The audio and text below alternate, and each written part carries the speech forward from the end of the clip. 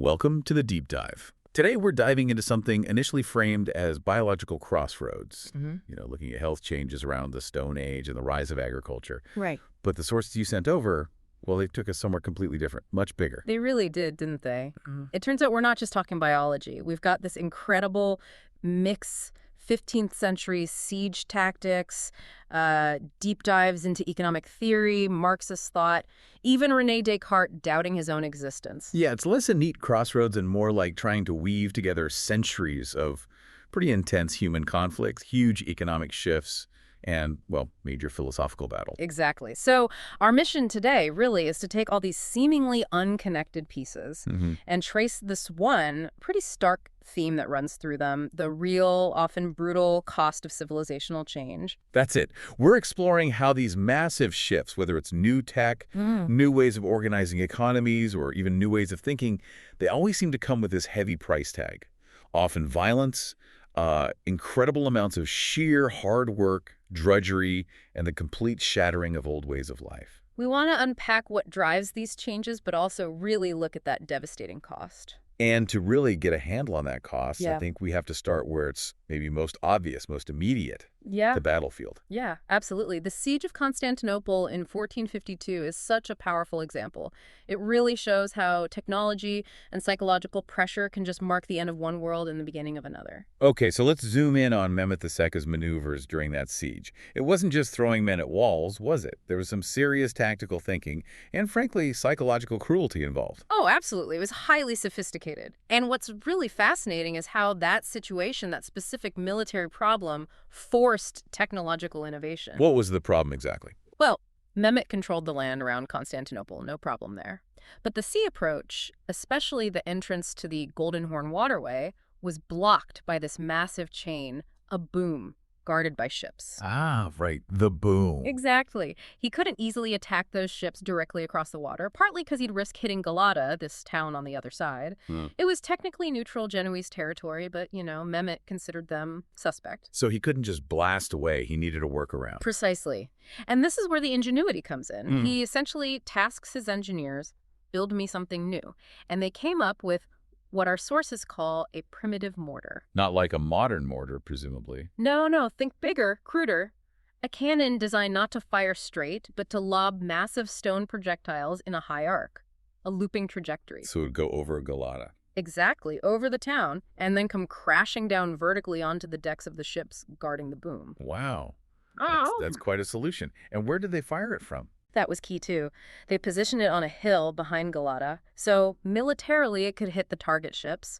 But psychologically, it sent this terrifying message to the Genoese in Galata. That message being, Your walls mean nothing. We can drop huge rocks on you from the sky, whatever we want, even from behind you. It just ramped up the pressure immensely on those supposedly neutral Genoese. and the sources give this incredibly specific example of its impact, don't they? The third shot. Yeah, it's chilling. The third shot from this new weapon didn't hit a warship. It slammed right into a neutral Genoese merchant ship. A big one. Oh, big. 300 baud, that's a measure of volume, so quite large. And it wasn't empty. It was packed with valuable stuff. Silk, wax, merchandise worth 12,000 ducats. A fortune back then. And the mortar. Hit it square on. Right. Sank it instantly. Crew drowned, cargo lost. Just like that. The military consequence must have been immediate. Instantaneous. All the ships that had been guarding the boom suddenly realized they were sitting ducks. They pulled back, seeking shelter right under the walls of Galata itself. It effectively neutralized their whole defensive position in the Golden Horn. All because of the fear inspired by that one shot. Even an accidental one on a merchant ship. Technology as terror. Precisely. And the Ottomans kept up that pressure. The bombardment continued, sometimes hitting Galata itself, killing residents. The source mentions one woman of excellent reputation being killed. The message was crystal clear. Neutrality wouldn't save you from this new kind of warfare. Okay, so that's the technological and psychological side. But let's shift to the final moments of the siege. The technology creates the opening, but it still comes down to human effort, right? Sheer, brutal effort. Absolutely.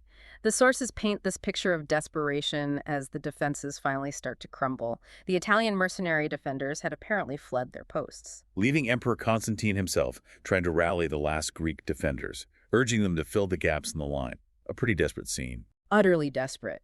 But Mehmet saw his chance. He's urging his own troops forward, shouting, the source quotes him, "Friends, we have the city. With just a little more effort, the city is taken." And this leads to the final Janissary charge. Yes, the elite Janissaries, led by Kafir Bey, surged forward, shouting their war cry, "Allahu Akbar, God is great!" It was the final push. And the sources highlight one individual story from that chaos, don't they? Hassan of Ulubak. They do. It's this incredible vignette of individual sacrifice amidst the mass assault. Hassan is described as this giant of a man. He leads a small group, just 30 companions. What do they do? He covers his head with his shield and just charges the main rampart, battling defenders hand to hand. Against all odds, he actually manages, just for a moment, to plant the Ottoman standard on the wall. He made it. He made it, briefly. He was cut down almost immediately after. But that act, that single moment of breaching the wall, even though he died for it, symbolized the breakthrough. It underscores that even with advanced cannons, the ultimate price of taking that city was paid in raw human courage and, well, sacrifice. Lives thrown away for that final inch. That intensity captures the political cost, the cost of conquest. But there's another kind of violence, maybe quieter, more pervasive, that also defines these big shifts. That's the impact on ordinary people, right? Yeah. The peasantry. Let's step back to medieval Europe, say the 14th century. Yeah, the sources call it a calamitous century, and part of that was these endless private wars fought by local lords and knights with furious gusto, is the phrase used. Private wars, like not state versus state. Often just local feuds, lord against lord. We tend to romanticize knights and chivalry, but the reality for the people on the ground was horrifyingly practical. How so? What was the strategy? It wasn't about capturing castles or big battles necessarily. The core strategy was economic devastation. You ruin your enemy by destroying their ability to produce wealth. Which means? Which means systematically killing, or maybe even worse, maiming the peasants who worked the land, burning their crops, destroying vineyards, breaking their tools, burning down barns, everything they needed to survive and produce surplus. So the peasants were the primary target. Absolutely. They were the resource. If your enemy's peasants couldn't work, couldn't pay taxes, couldn't feed the soldiers, then the enemy lord would eventually have to give up. So the main victims were the peasants on both sides. They paid the price for their lord's ambitions. And the sources give some grim examples of the lasting impact. Abbot Guibert mentions a mad war between two local lords. Enguerrand and the Lorrainer. That's the one. Guibert claims that men captured in that conflict had their eyes put out, their feet cut off. Just brutal. Horrifying. But what really stands out in his account is that he notes the visible results of this mutilation. These blinded, crippled men were still a common sight in that region years later, in his own time. Wow. So the cost wasn't just immediate death. It was this lasting, visible suffering etched onto the population for generations. Exactly. It makes the abstract idea of the cost of war incredibly visceral. It's paid by the most vulnerable, and the scars linger long after the fighting stops. Okay, so that theme of cost, of suffering, carries right over from warfare into these huge economic shifts. Yeah. And this actually brings us back maybe unexpectedly to our original idea of biological crossroads. How so? Well, one of the source chapters is titled Zoonoses, a perfect epidemiological storm, which sounds very biological, right? Diseases jumping from animals to humans. Mm-hmm. A key feature of early agriculture. Exactly. But we can use that biological shift as a doorway into the massive sociological and economic shift that agriculture represented. And the core issue here is this huge paradox. The paradox of drudgery, you mean? Precisely. We generally understand now that hunter-gatherers, foragers often had better diets, worked fewer hours, had more leisure time than the first farmers. Yeah. So why? Why would anyone in their right mind, as the source puts it, choose the massive increase in hard, repetitive labor that came with farming and raising animals? It seems completely counterintuitive, doesn't it? Work harder, eat worse. Why do it? And the research, like the study from the Abu Huraira site in Syria, suggests pretty strongly that they wouldn't choose it, not willingly. So what forced them? It seems to have required immense external pressure. The Abu Huraira study literally calls it a pistol at their collective temple. They were forced into it. Forced by what? Climate? Other people? Both, it seems. The sources point to this major environmental shock. The Younger Dryas cold snap, a sudden, pretty brutal return to near Ice Age conditions around 10,500 to 9,600 BCE. Okay, so the climate goes haywire, wild food sources collapse. Exactly. The plants and animals they relied on just dwindled or disappeared in many areas. That's the environmental pressure.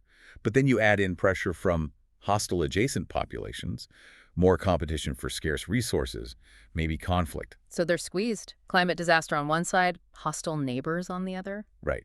And settling down, cultivating fields, maybe becomes the only way to survive, to hold on to a piece of land, even if it means backbreaking work and a less varied diet. It wasn't some leisurely invention in times of plenty. It was adaptation born out of crisis, maybe even violence. So the very foundation of settled civilization, agriculture, was potentially built on this coerced drudgery. Right. That's a pretty profound cost right from the start. It really is. And that pattern, an external system being imposed, often disrupting a functional traditional way of life, we see it repeating centuries later with shifts in land ownership driven by new economic ideas. Like the contrast between colonial India and changes in Europe. Exactly. Let's look at India under British rule. The British wanted a simple, efficient way to collect land taxes. But the existing Indian systems often didn't have the concept of individual private ownership of land in the way Europeans understood it. Land might be managed communally, or rights might be layered and complex. So what did the British do? Just impose their system? Pretty much. They needed someone legally responsible for the tax, someone who owned the land. So they took existing figures, the zemindars, who were essentially tax collectors or local administrators under the old system, and legally redefined them as British-style landlords, the owners of the land. And the result for the actual communities farming the land? The source calls it a catastrophe for the traditional self-governing village collectivities. Their entire system of managing resources, their social structure, their understanding of rights and responsibilities, it was shattered and replaced by this alien legal concept focused purely on individual ownership and tax extraction. A huge cultural and economic cost then, wiping out an entire way of organizing society. Absolutely.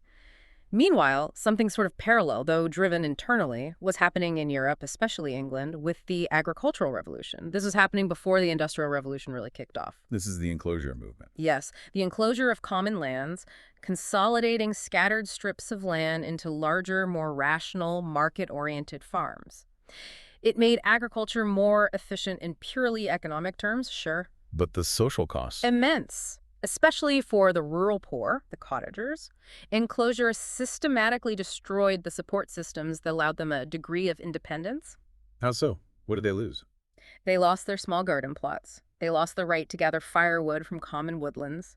And crucially, they lost ancient grazing rights. The source mentions stubbing geese, the right to let your geese graze on the stubble fields after harvest. Sounds minor, maybe, but those rights added up? They were vital. It was supplementary income, food security, a buffer against hard times. Losing those common rights, as the source says, meant the laborer lost their connection to the land, their agricultural background, which had acted like a form of unemployment insurance. Making them totally reliant on wages. Absolutely reliant. Their dependence on money wages became absolute. They were completely exposed to the ups and downs of the market with no fallback. It was a profound shift towards insecurity for the majority. And this kind of rationalization accelerates into the 19th century, right? Especially after 1830. And it comes with this intellectual justification, classical rationalism. Yeah, this economic thinking gave the early capitalists this ruthless certainty, as the source puts it. Ruthless how? They didn't just see economics as choices or social arrangements. They believed they had discovered fundamental, inescapable laws, like laws of physics, laws governing population, resources, wages. Like the law of gravity, but for society. That's the analogy they sometimes used, yeah. They thought things like, if the population doubles, rents must rise by a certain amount unless housing increases proportionally. It was seen as mathematically inevitable. And the prime example of this inevitable law thinking was Malthus. Thomas Robert Malthus, yes. His essay on the principle of population from 1798 was hugely influential.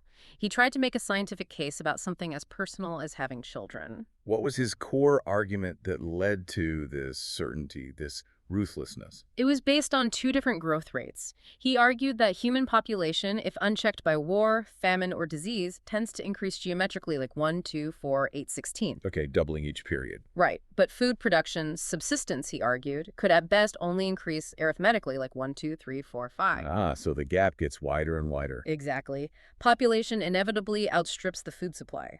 Therefore, Malthus concluded, population growth must always be checked primarily by misery, like starvation, poverty, disease, and vice, which for him included things like contraception or postponing marriage. Wait, so his argument basically said suffering is inevitable and necessary. Pretty much. And worse, any attempt to alleviate poverty like poor relief or charity was actually counterproductive in his view. Why? How could helping people be bad? Because, he argued, it would just allow more poor people to survive and reproduce, accelerating the population growth and making the eventual, inevitable crash into famine and misery even worse for society as a whole. That's incredibly bleak. So his conclusion was literally, The poor must always remain poor. mm, It provided this cold, seemingly logical justification for the immense hardship caused by the agricultural and industrial changes. It allowed people to say, well, it's unfortunate, but it's just natural law. That paradox we talked about, why choose drudgery, suddenly looks different if the dominant theory says that drudgery and poverty for the masses are unavoidable, even necessary. Okay, so from Malthus's grim natural law of poverty, Yeah. we could pivot to a completely different ideology that also addressed that suffering, but saw it very differently. Marxism. Right. Marx offered a counter-narrative. For Marxists, history wasn't just random events or inescapable Malthusian cycles. It had a direction, an engine. And that engine was? Class struggle. Historical change, progress itself, emerges from the conflict between dominant classes who want to maintain the current system of economic production and rising classes whose interests are tied to changing it. So, changes in technology or how goods are produced create new classes, and then they fight it out. Essentially, yes. And within the specific context of modern industrial capitalism, Marx identified one class as being uniquely positioned to overthrow the system. The proletariat. The industrial working class. Exactly. The source calls them the special and essential product of modern industry, and crucially, the only really revolutionary class. Why only them? What makes them uniquely revolutionary in the Marxist view? Because, unlike other groups, the proletariat owns no means of production, no factories, no land, no tools beyond their own basic ability to work. Their only interest lies in overthrowing the system of private ownership that exploits their labor. And how does that contrast with, say, small shopkeepers, artisans, or peasants? Marx saw those groups as fundamentally conservative or even reactionary. They might fight against big capitalists, sure, but they're fighting to preserve their own small-scale property, their existence as fractions of the middle class. They want to turn back the clock, maybe, or just hang on to what they have. Right. Their goal is preservation within the existing framework, not a fundamental revolution to create a new one. According to this view, they only become revolutionary if they're about to lose everything and be forced down into the proletariat. Then they might fight for their future interests, but it's still driven by fear of loss, not by the inherent revolutionary nature of the proletariat. That seems, well, it seems quite dismissive of other forms of resistance, doesn't it? I mean, history is full of peasant uprisings, long before industrial factories existed. Weren't they fighting against their conditions? Oh, absolutely. And a strict Marxist interpretation might argue about the nuances, but the core idea would be that while those uprisings were certainly reactions against oppression, they weren't aimed at creating a fundamentally new mode of production in the way the proletariat struggle supposedly was. They might have aimed for, say, fairer lords or lower taxes, a return to perceived older rights, rather than the complete abolition of the system that created lords and peasants in the first place. The cost of their struggle was immense, but perhaps didn't change the underlying structure long term. Okay, an interesting, if very specific, view of historical change. Let's shift gears now from revolutionary certainty to something much more uncertain. The world of finance and investment through the eyes of John Maynard Keynes. Yes, Keynes offers a fascinating perspective because he really focuses on the psychology underlying economic decisions, especially big long-term investments. He found it wasn't all rational calculation. Far from it, he highlighted the extreme precariousness of the knowledge we actually have when we try to estimate how profitable an investment will be years or decades down the line. Because nobody really knows the future, right? Exactly. Who knows the price of copper in 20 years? Yeah. Or interest rates? Or consumer demand? So Keynes observed, we mostly just project the current situation forward, making minor adjustments based on things we feel relatively certain about. It's built on flimsy foundations. Which leads to his idea about confidence. Precisely. He argued that what really drives long-term investment isn't just the most likely forecast of profit, but our confidence in that forecast. How strongly do we believe our best guess won't turn out to be wildly wrong? So if confidence collapses, even if the rational forecast looks okay, investment dries up. Absolutely. Fear and uncertainty, the feeling, can trump the numbers.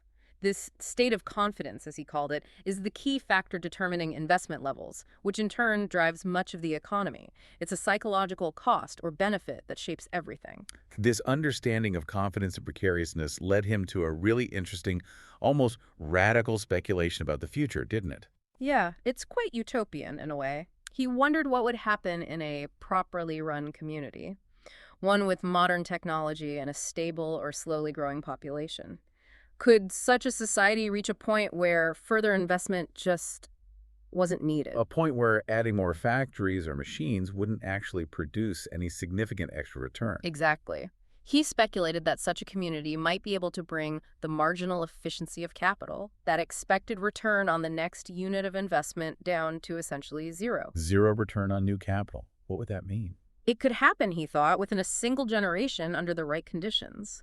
And it would lead to what he called a quasi-stationary community. Wealth would stop accumulating endlessly. And the significance of that. Crucially, the rentier, the person who lives purely off the interest and returns from existing wealth, without contributing labor or new enterprise, would essentially disappear. If capital itself stops generating significant returns simply by existing, that whole class and its function vanishes. He had a great little historical example for this, right? Pope's father. Yes.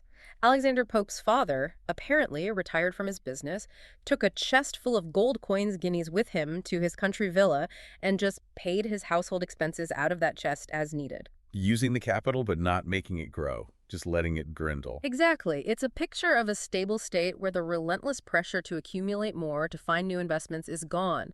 A world without that constant economic churn and anxiety. A fascinating thought, though obviously very different from our current reality. Hugely different. And the idea of achieving such a stable state, or any new order, brings us neatly to the challenges of change itself. Let's look at Machiavelli. Ah, yes. Machiavelli on the perils of being an innovator. He was brutally realistic about how hard it is to change things. What did he identify as the main difficulty? He basically said that introducing a new system, a new order of things, is one of the most difficult, dangerous, and uncertain undertakings imaginable. Why so dangerous? Because the innovator instantly creates enemies. Everyone who benefited from the old system will fight tooth and nail to preserve it. They know what they stand to lose. Okay, that makes sense. But surely the innovator also has allies, people who stand to benefit from the new system. They do, but Machiavelli calls them lukewarm defenders, and that's the real danger. Lukewarm. Why only lukewarm? He gives two reasons. First, simple skepticism. People are naturally wary of new things until they've seen them work over time. They don't fully believe in the promised benefits yet. And second, they're afraid of the powerful, entrenched defenders of the old order. So the opposition is fierce and committed, while the support is hesitant and fearful. Exactly. Which leaves the innovator dangerously exposed, constantly at risk, along with their tentative supporters. The political cost of trying to lead change is enormous personal peril. That political risk connects to the idea of legitimacy. How do you make laws stick? Yeah. Rousseau had thoughts on this, connecting law to the will of the people. Yes, Rousseau had this elegant definition. He said the law is simply a record of our volitions. It expresses the collective will, the general will of the community. So the law isn't something imposed from outside, but something that comes from within the community itself. That's the idea. And from that definition, he asks this powerful rhetorical question: can the law be unjust? And his answer? Is no.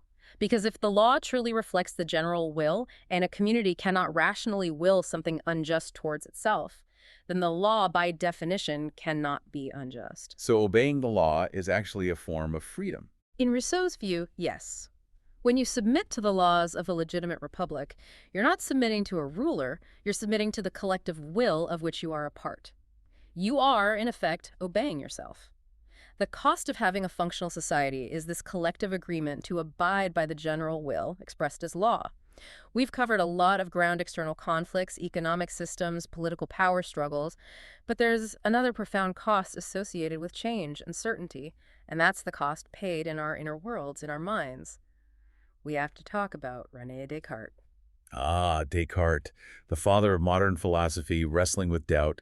He was searching for something absolutely certain, wasn't he? An unshakable foundation for knowledge. Exactly, an indubitable truth. And his method for finding it was radical. He called it the method of doubt, basically systematically rejecting anything that could possibly be doubted, even in the slightest. Like tearing down a building to find solid ground. Precisely. He went through stages of doubt. First, The obvious one, our senses. They trick us sometimes, right? Optical illusions, things looking different from far away. Exactly. So if they deceive us even occasionally, we can't trust them absolutely. So doubt the senses. Okay, what's next? Reason itself.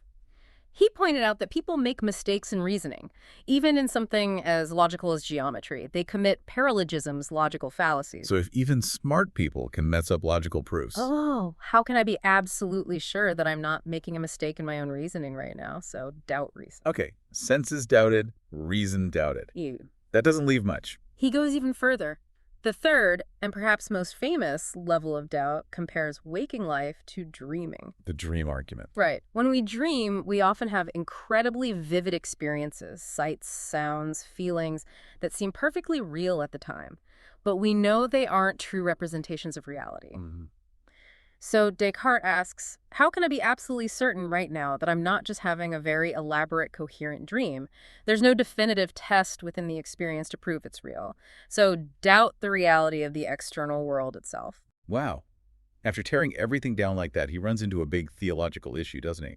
If God is perfect and created us, why are we capable of making all these errors? Where does error come from? Yes, that's a critical point. He couldn't say error is something positive that God put in us because God is perfect. So he concludes error isn't a thing, it's a lack of a thing, it's a defect. A defect, how? It arises because the ability God gave us to tell truth from error, our reason is finite, while our will, our ability to choose to believe things, is potentially infinite. We make mistakes when our will jumps ahead of our limited understanding. So we're sort of stuck in the middle. That's how he puts it. Man is a mean between God and nothing. We have some share in God's perfection, like reason, but we also have a share in nothingness or limitation. That gap, our finiteness, is where error creeps in. The cost of seeking absolute certainty is confronting our own inherent limitations. From Descartes' radical doubt, let's swing to a very different approach to inner peace. Stoicism, particularly through Marcus Aurelius, he offered a more practical path. Yes, he talks about the most compendious way, the shortest, most direct path to living well. It's less about finding absolute certainty and more about achieving inner tranquility through acceptance and virtue. What's the core challenge he presents? It's really an internal audit, he says. Look deep within yourself. Can you find anything in human life that is truly better than justice, truth, self-control, courage, and a mind that's content with its own rational actions and accepts whatever fate or providence sends its way? And if you do find something better, Then grab onto it, pursue it with all your heart. But, and this is the Stoic kicker, if you don't, if nothing you find is genuinely better than living virtuously, aligning yourself with reason, accepting what you can't control, caring for others, and submitting your own desires, then stop looking elsewhere. Stick to that. it sounds less like sacrifice and more like efficiency. That's a great way to put it. Marcus Aurelius frames it as the path that avoids the highest cost of all. Inner turmoil, anxiety, striving after fleeting things. The most compendious way, he says, is simply living according to nature, following reason, being sound in word and deed. And the payoff. It frees you, he claims, from all trouble, strife, dissembling, and ostentation. It's about achieving internal coherence and peace by accepting reality and focusing on your own character and actions. A powerful antidote, perhaps, to the external chaos and uncertainty we've been discussing. Okay, so we've gone from Descartes trying to ground knowledge in the thinking self to Marcus Aurelius finding peace in virtuous acceptance. Now let's jump to the modern scientific view, which poses a really unsettling challenge to this whole inner world. Yeah, this is where neuroscience potentially throws a huge spanner in the works. The paradox is this. The more we learn about the brain, the electrical signals, the chemical reactions, the neural pathways, The more the mind, the subjective feeling of consciousness, seems almost unnecessary, redundant. exactly. If we can explain behavior, decision-making, fear responses purely in terms of neurons firing and chemicals releasing, why do we need to add this extra layer of subjective feeling? Why does fear have to feel like anything if the physical avoidance behavior works perfectly well based on neural signals alone? It's like the physical machinery seems to do the job. What's the point of the ghost in the machine, the subjective experience? Right. Our bodies do tons of complex things unconsciously, digestion, regulating heartbeat. If the brain can handle complex processing without generating a feeling, why does consciousness exist at all? Scientists can increasingly describe the how without needing the what it feels like.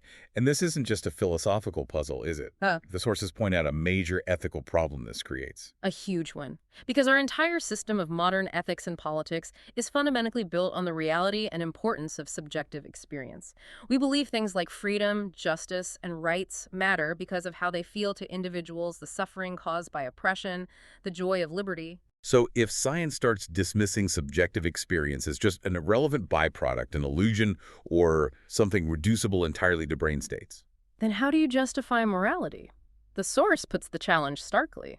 How do scientists explain why something like torture or rape is wrong without reference to any subjective experience? you could map the brain activity during torture, show all the stress signals, the neural damage. But that objective map doesn't in itself contain the wrongness. The wrongness comes from the horrific felt experience of the victim. If you deny the fundamental reality or importance of that felt experience, you risk dissolving the very basis of our ethical judgments. That's deeply unsettling. The cost of this particular scientific advance could be the erosion of our ability to even talk about morality in a meaningful way. Hashtag tag outro. Wow. We have covered an immense amount of ground today, from, the brutal physics and psychology of a 15th century siege to the coerced drudgery that likely pushed humans into farming. Then, through the clashing certainties of economic theories like Malthus and Marx, the profound uncertainty highlighted by Keynes. All the way to the inner battles of Descartes, seeking truth through doubt, Marcus Aurelius seeking peace through virtue, and now this modern challenge to the very idea of subjective experience.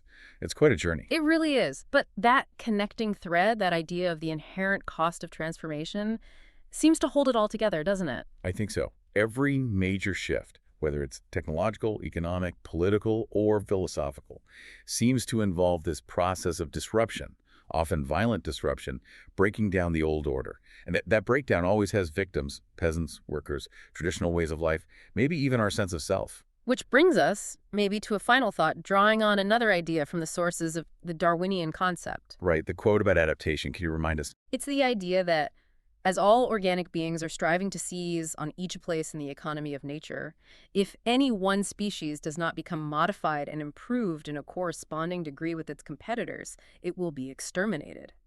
Survival requires adaptation. A stark biological imperative. Okay. And the provocation is to apply that not just to species, but to our human systems. Exactly. Think about our economic systems, our political structures, our military strategies. Are they adapting effectively to the changing economy of nature, the global environment of competition, challenges, and new realities? So the question for you, the listener, kind of weaves together Darwin, Keynes, and Machiavelli. It does. Given that extreme precariousness of long-term knowledge that Keynes talked about, we really don't know the future with certainty, and remembering Machiavelli's warning about the danger of the lukewarm defender, those who might benefit from change but lack the conviction or courage to truly fight for it. Which of our current systems, the ones we rely on today, are actually modifying and improving enough to survive the relentless pressure of change, which are truly adapting? And which perhaps are being defended only by lukewarm defenders, clinging to an old order and potentially destined, like a species that fails to adapt, to be pushed aside or, metaphorically, exterminated by the next great shift. A challenging question indeed. Something to definitely think about as you watch the world change or resist change around you. Thank you for joining us on The Deep Dive.